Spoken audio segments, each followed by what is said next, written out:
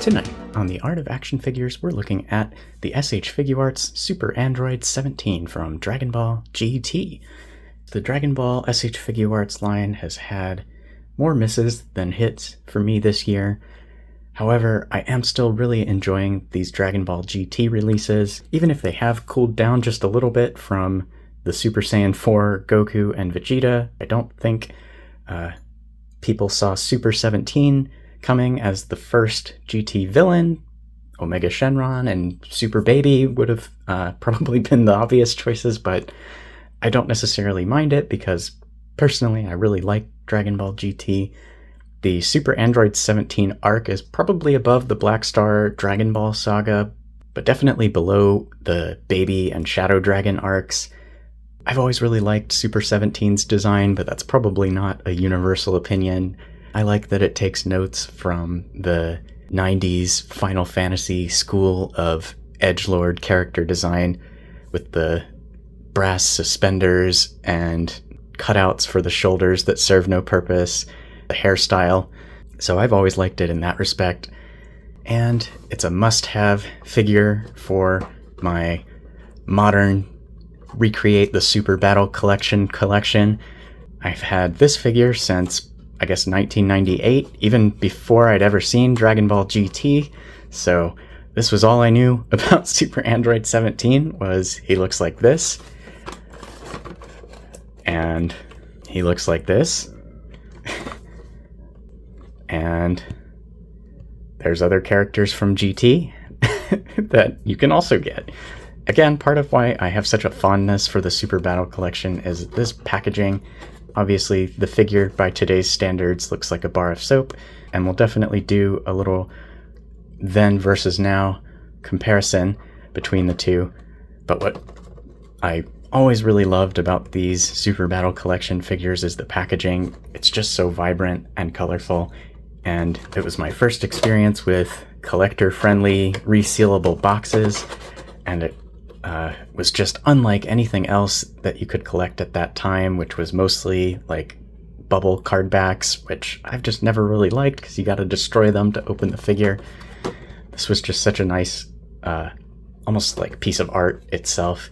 Obviously, they recreate really nice versions of the character art, which kind of, to me, were like a promise. One day you will have a figure that looks like this. So let's see if Bandai has followed through after all these years and created the ultimate Super 17 action figure.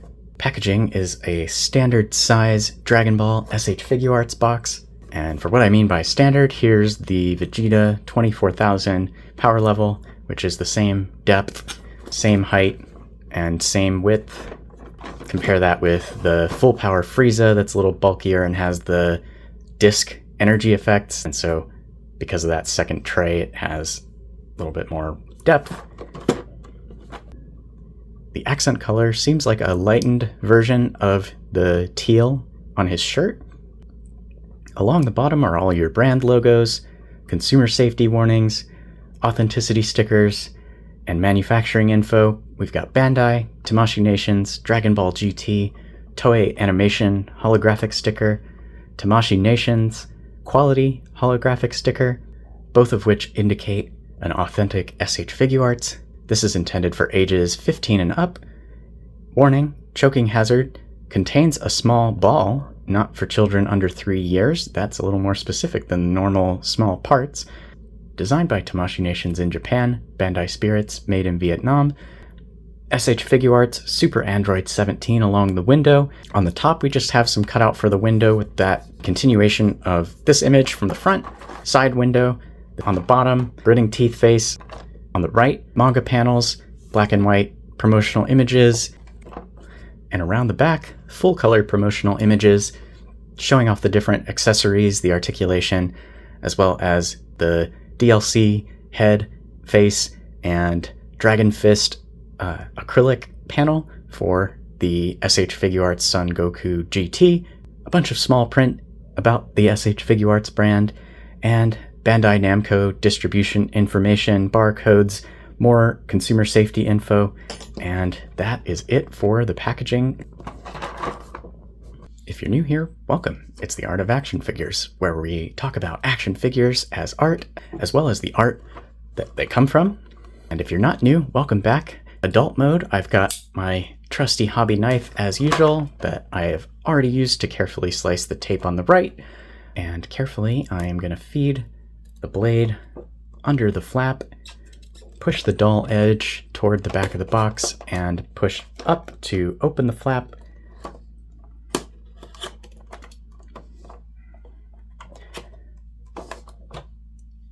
Close hobby knife, thank you for your service. You get a nice clean open flap with no indentation from jamming your finger in there, which bugs me, might not bug you, but that's how I like to do it. Sliding the figure out, just want to take a look at the inside of the package. Again, kind of like the GT trunks, we're going back to the accent color panel insert instead of the full color inside of the box. And so that means we also don't have the instructions printed on the inner flap. Instead, we get a separate pamphlet, which we'll just skim really quick. Goes over how to swap the hands, how to swap the faces. He has some windswept back hair pieces that you can swap out. The Hell's Storm is what the arm cannon is called. His energy effect is called the electric shock effect. It has two props, A and B. A is straight, B is kinked. What they call the Ryuken effect or Dragon Fist. There's a protected film that you have to peel off. Due to the nature of the material, there is a risk of deformation in high temperature environment. Please avoid display or storage in hot places, such as a sunny window. And I think that's probably just because it's a thin sheet of plastic, so if it gets really hot, it might just warp and bend. And then finally, we've got the optional head part for Goku GT, which is straightforward enough. Let's pop the tray and take a look at the accessories. Always lay the tray on a flat surface when you do this, and don't do it in a car, don't do it in an airplane, on a bus. Do it in a non-moving location. When the tray lid is popped, the accessories have a tendency to leap for joy, and we don't want them springing out all over the place.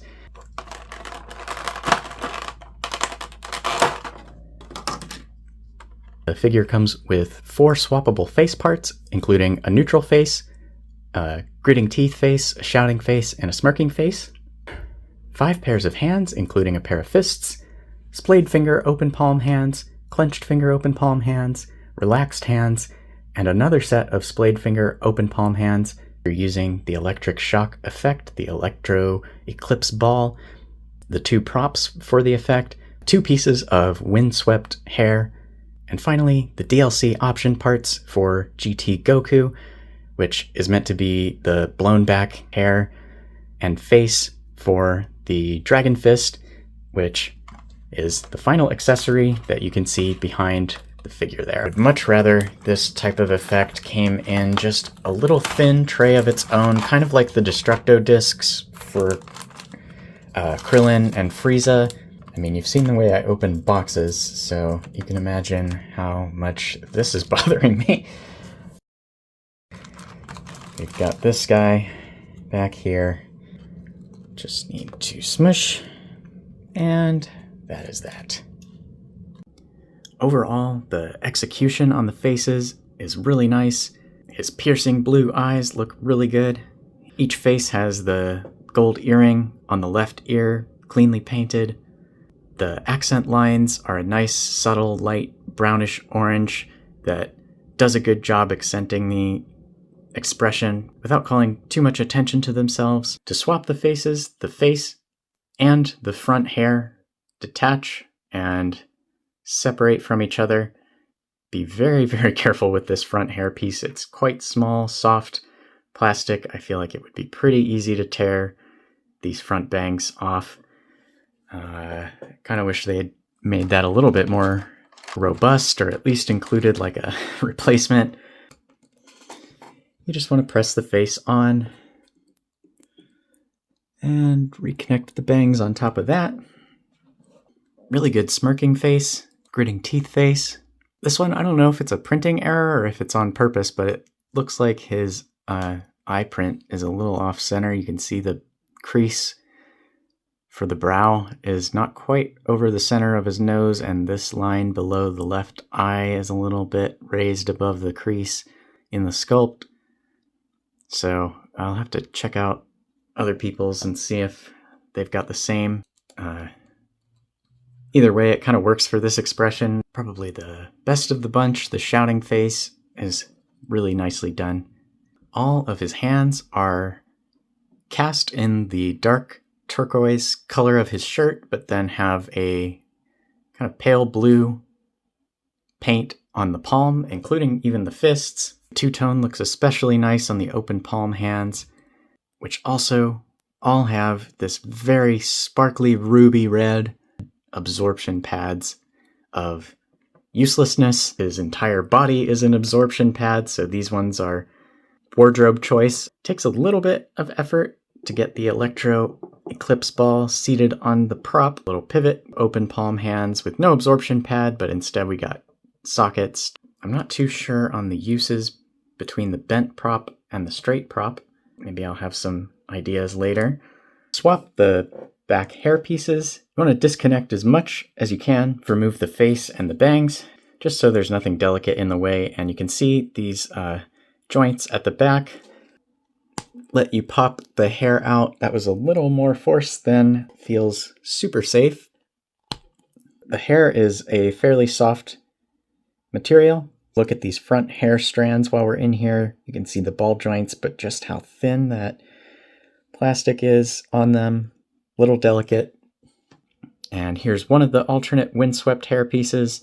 I don't think they have labels on them, but you can kind of tell which side's which from the sculpt. Try to push straight onto the peg. And you could probably play around with flipping these around, swapping sides if you wanted more range in one direction or the other. Good range on the hinge. Works pretty similarly to Trunk's jacket flaps. And looks very good once it's all connected.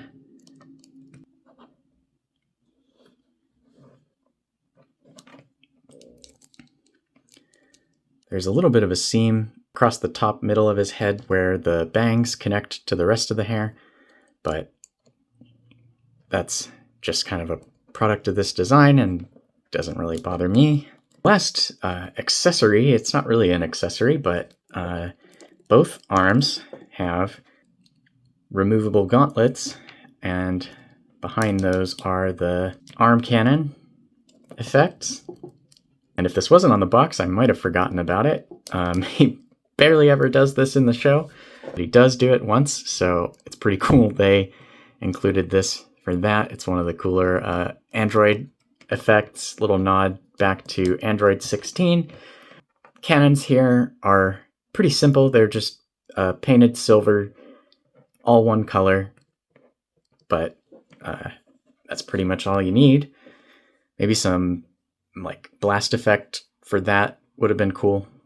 Pretty happy with the range of accessories here.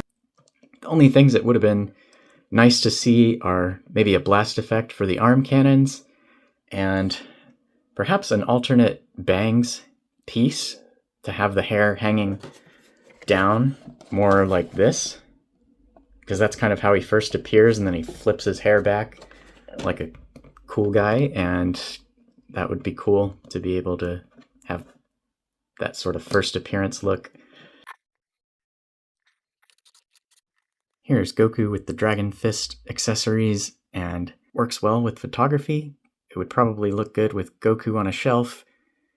The Goku DLC is not really the main selling point of this set for me, like it would be for that Goma figure they announced, but it is kind of specific to the Super 17 Dragon Fist finishing move and the drawings for that scene. And even though GT Goku already has a windswept hair sculpt, this one is significantly more windy, and you get alternate expression, shouting and looking up to the right. And just to show you, you can use the faceplates from GT Goku with the Dragon Fist hair. However, they do not have sideburns painted on them, and it looks a little weird. The one that comes with the Dragon Fist head sculpt does have the sideburns on it, and that's because the sideburns are covered on all of the original GT Goku heads. So none of them have sideburns, which is kind of unfortunate. Super 17 is just over 15 centimeters tall, or just over 6 inches, and I have seen some wild comments out there from people who apparently expected this guy to be 8 feet tall. For me, he's got to be taller than Super Saiyan 4 Goku. They've definitely hit the mark. Don't look at the height of Goku's hair, look at the height of his forehead, and Super 17 is a half head or more taller than him. Comparing him to the relevant characters, the Super Saiyan 4s, the GT crew, Dr. Gero, and regular Android 17. And oddly enough, he is almost exactly the same height as the Super Battle Collection Super Android 17. Pretty unique Super Battle Collection figure in that he's got elbow articulation. I think he might be the only one. So yeah, not sure what was so special about Super 17 that he needed elbow articulation, or if it was just something new they were trying and then the line unexpectedly ended, I'm not really sure. Pinned single joint elbows, which get nice 30 degrees of articulation. And of course he's got the classic Super Battle Collection arm swivel. And that is it. So you can give Goku a big hug. Maybe it's so that he can throw his Eclipse Ball, which he doesn't come with. They did paint the gloves and the absorption pads, though, and they're nice and vibrant. And I mean, comparing the color palette, they're pretty close to the mark. The boots are maybe a little too blue, whereas the Figuarts, they match the color to the shirt a bit more. Not a bad attempt at a figure for 1997. It's amazing to see just how much detail they can get into these sculpts now. Very on-model face likeness. It's funny, in terms of like the silhouette, once again, the Super Battle Collection is not far off from where the Figuarts has landed. I think there were more GT figures in the 2000s from Jakks, maybe. Those maybe had more points of articulation, but the sculpts were wild on those. I don't know what stylization they were going for, but they made everybody's head really big, and I'm not too keen on that. I do really like how the Super Battle Collection, while not super detailed, is at least a Super 17 shaped action figure. One more little time machine lineup. We've got the Super Battle Collection Volume 38, Super Saiyan 4 Goku over here, who for whatever reason doesn't have elbow articulation, just always really likes to have his arms posed like this. And I mean, as far as scale goes in this line, there is not great definitive scale reference art out there. Even the individual character design sheets usually don't have, and here's exactly how tall this character is and how they scale relative to other characters. I think you'll get a lot more enjoyment out of this line, and Dragon Ball for that matter, if you just go into it expecting them to get the relative heights correct. I saw someone complaining Super 17 was too small and citing the scene where Goku grabs him from behind and they're curled up in a ball. You can't use that as a height reference. I watched the entire Super 17 arc looking for something where you can get some sense for how tall he is relative to the other characters, but really all you can tell is he's tall. Should he be 6'3" or 7 feet tall? Who knows? It doesn't matter to me. I don't think Super Android 17 is too small. I don't think 20, 19, 16 are too small either. Relative height, totally fine. I think if you're on the fence about this figure because of the height, it's not worth sitting on the fence for that. I really like how Tamashii is mindful of the base colors that they mold parts, such as these butterfly caps on his shoulders. The littlest bit of turquoise sleeve from his shirt poking out up into the shoulder like that. Just creates really, really clean color separation. They do usually try to include some subtle overspray shading, especially on these P Bandai releases. Not always, but more often than not, the premium Bandai figures and often the retail figures will have some type of shading. And here, some type of matte coat on the turquoise, which looks really, really good. I think it photographs really well. It is a little bit speckly if you look up close, but I think it creates the nice effect of this shirt being really tight, because you can just see how much depth there is in that sculpt and those wrinkles on the abdomen.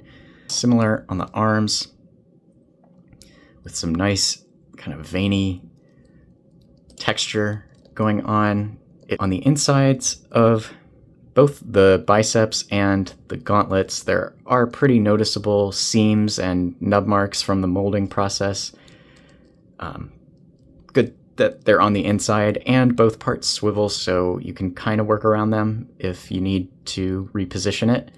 The tips of his boots, the belt buckle, the gauntlets, and the suspenders have this beautiful metallic brass color, which is a little bit darker than gold and has like almost a greenish tint. And the metallic finish just really pops against the matte turquoise and leathery brown for these straps. This harness around the back, his belt. One place that's a little inconsistent is these shoulder caps. They are a harder plastic than the torso, and so they have less of the matte finish for the brown. You can compare this to that. We touched on the paint on each of his hands, and it's for the most part pretty clean. This right open palm hand has a little bit of a splotch there, you can see, and the metallic red for the pads is really nice. The jeans have a light blue overspray. It gives them that denim blue jean texture. However, the highlights are confined to these thigh pieces only, and it does end a little bit abruptly at the upper leg and the waist area. They did a good job incorporating the thigh cut into these wrinkles in the pants. That makes the transition a little bit easier on the eyes than if this was totally smooth. I don't know whether it's because this is a different, harder plastic material or because of articulation. And overall, I think the intended effect comes across pretty well. He has one tear on his left thigh here with a little bit of skin tone painted in there. There does seem to be some type of matte spray on the pants. Right above the left boot, there is a little bit of a masking error that you can see the finish didn't totally cover. But overall, I think the denim effect, the blue jeans look really nice. And one of my favorite details on this figure is his high gloss turquoise boots. Very tidy, very shiny. These boots look like they would be really squeaky when he walks. Brass paint for the toes, just a gray trim and gray for the soles with some manufacturing information on the bottom of his left foot. A few small blemishes and a few areas where the finish doesn't totally match, but overall I think this is a really nice looking figure. I think the colors are great. The finishes they applied to the shirt, the pants, and the boots are really, really effective and have a nice visual contrast. Very tidy paintwork and very good looking figure. Going over Super 17's articulation now, it is very good. Body 3.0 put to very, very good use here. I'm trying a new setup here. I'm not sure if I like it yet, but you'll have to let me know if you find it helpful or too visually noisy. We'll see how it goes this time around. Starting at the head, it sits on a dumbbell joint going into the neck, and then the neck's on a ball joint going into the body. The back hair pieces are on swivel hinge swivel combo joints, and so they can hinge back and out of the way to look up and down. The front hair pieces are on very, very small ball joints, and these pieces are quite thin, so although you can technically like swivel them around to the back if you don't want them draped over his shoulders, be very, very careful when doing so. They're like the hair pieces on Super Saiyan 4 Goku and Vegeta in the way they're connected, but significantly smaller and a relatively soft plastic, so that might be prone to tearing if you go at it too hard. The scarf is a floating piece. It is not connected, which is good because it moves along with the neck and does not block the articulation. Finally, the scarf has this little ball joint on the knot. It gives you a little bit of swivel and pivot, but is also pretty easy to detach. And with all of that, if you hinge the hair back, he can look up easily 45 or more, about the same range going down. And of course you can close the gaps in the hair with some adjusting. When posing the head or swapping the faces, you also need to be very careful with these bangs.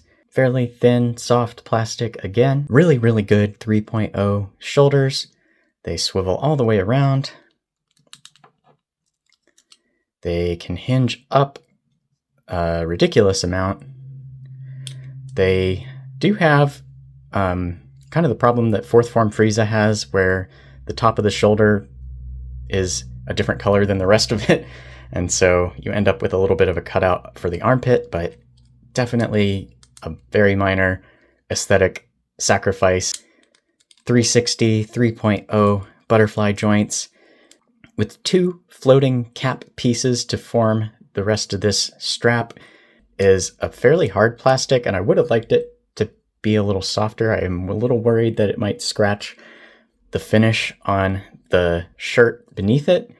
The range that you get from the 3.0 butterfly joints, I mean, it's just a best-in-class design, and I really love to celebrate it and talk about it on this channel, but this is the range you should be able to get when this design is executed well. Very, very easily crossing the wrists out in front. Really nice looking still, no huge shoulders dislocating or anything like that. 360 butterfly also means it gets range going backwards. The shoulders can also be pushed in, so you can bring his hands past vertical, so that's good. And then of course, I mean, you get all the nuanced shoulder articulation. And then moving down the arms, we got the basics. The bicep swivel works as you'd expect. Double hinge elbow. Pretty skinny arms, gets great range past 135. The gauntlets can technically swivel, but that's more just due to the design and not necessarily that useful. Standard Figuarts wrists with the swivel, hinge, ball, combo joint, which let you hinge the wrists. Do be careful about paint rubbing though. And if you swivel that wrist joint around, you get range going in and out, or anything in between. Two really good torso joints. There's at least two ball joints in there, maybe a third or a hinge or something. The range is excellent. He can crunch forward basically until his rib cage runs into his belt. 45, maybe a little bit less. He leans back a really good amount, past 45 degrees back. The belt, again, kind of like the shoulder caps, is a little bit harder plastic than I would necessarily want it to be for its position on the figure. You can swivel him at the waist more so than the diaphragm, although you don't get a full 360 just because of how kind of elongated his torso. Tilting to the side, again, it's pretty much until the rib cage hits the belt, which isn't all that far, unfortunately, less than 30 degrees. 3.0 swivel hinge hips with the butt flap, which is nice and flat as it should be for this design. But the waist is a little bit soft, but not really soft enough to increase the range of motion. Kicks forward a full 90 degrees. Kicks back, straight back just a little bit, but if you hinge the leg to the side and kick back, you can pretty easily get him to do a full front-back split in a way that is more akin to the way a human being does it, where a lot of it is actually in the hips and the abdomen and not so much the legs. So, and then hinges work really well. Full 180 split. Thigh swivels are actually ball joints, so you do get a little bit of pivot on those. I'm not sure it's actually helpful, but it does let you like bring his feet completely together, which is nice. If you wanted to, you could actually make him cross his feet, which is also pretty cool. I don't know if you could get him to sit cross-legged, but not too many figures are able to do that. If you're a channel member, check out the extended cut of my Cami review where I talk more about that inverse hip range. The knees, double hinge, great range, like almost 180. The knees are double hinge, they get great range, easily 150, 160 degrees, and they look really nice. Not too strange from the back. No boot swivel, but you do have the swivel hinge, swivel ankle joint combo. That's typical for 3.0 Figuarts. So gets a decent, maybe 30 degrees up and 30 degrees down. Toe hinge, past 45 degrees up. No range going down. And then to use the ankle pivot, you want to use both of those swivels to align with the leg. And easily 45 degrees or more of ankle pivot.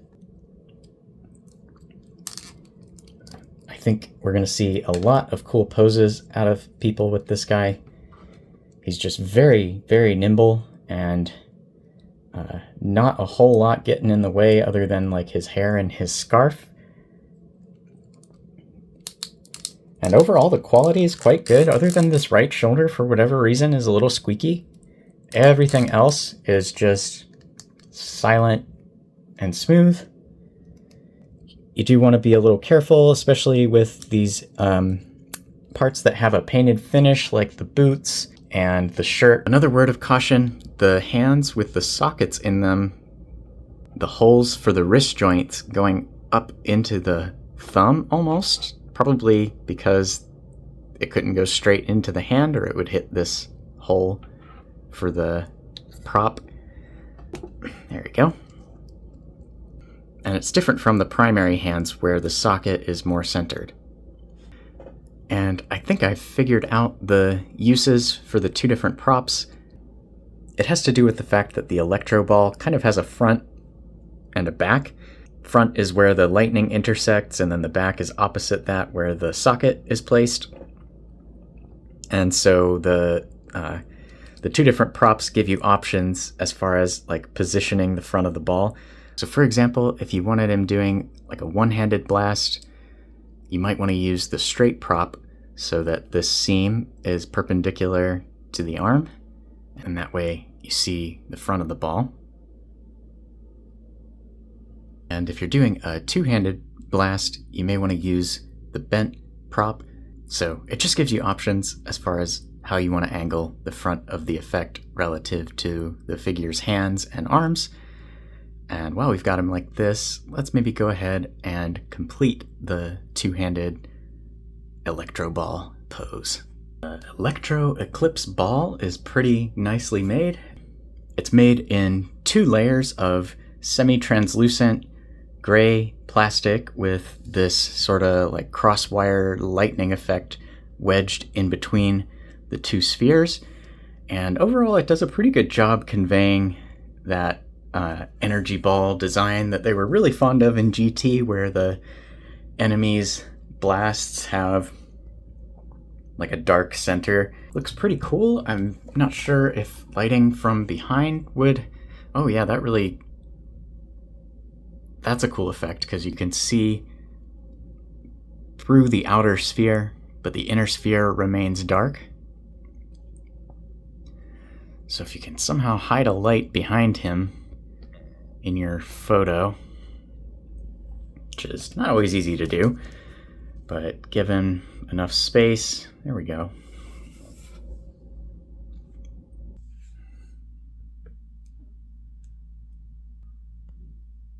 There we go. That's looking pretty good.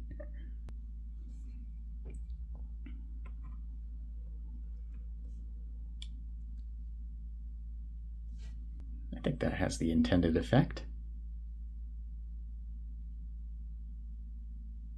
Here's more of an action pose, and with this one, I referred to a big kick that 17 does against Goku. Swapped Goku for Trunks just for some variety here, and the thing I wanted to really focus on here was kind of the tension in the leg, which subtle little movements in those ball joints for the hip and the thigh swivel can actually help you to create. So you can see there's just a little slight curve in the leg like that. A little balance test here, recreating this shot where 17 drops Goku onto his knee, and this is all freestanding, no stand, no string, just 17 on one foot, so it gives you an idea of the stability of this figure. It's excellent. Very, very good.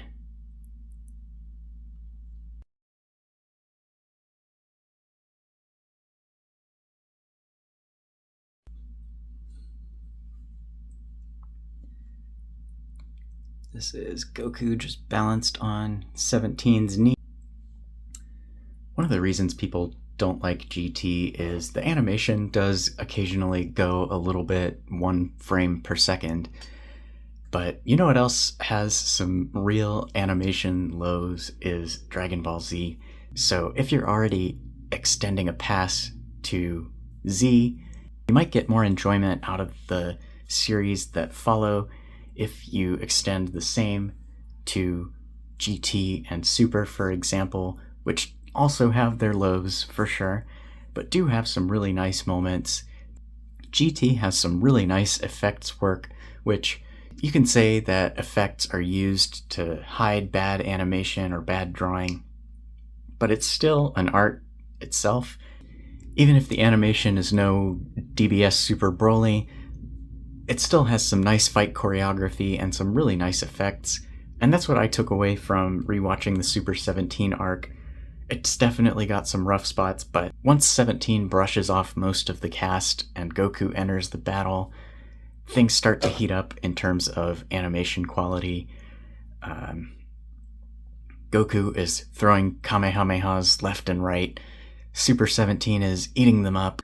When pressed, I'd probably still say Super Saiyan 4 Goku is still my favorite Dragon Ball SHFiguarts, and it is very nice to finally have a very, very good villain figure to pair with him.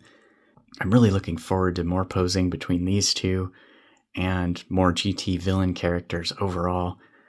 Bring on Baby and Omega Shenron, GT Vegeta while we're at it.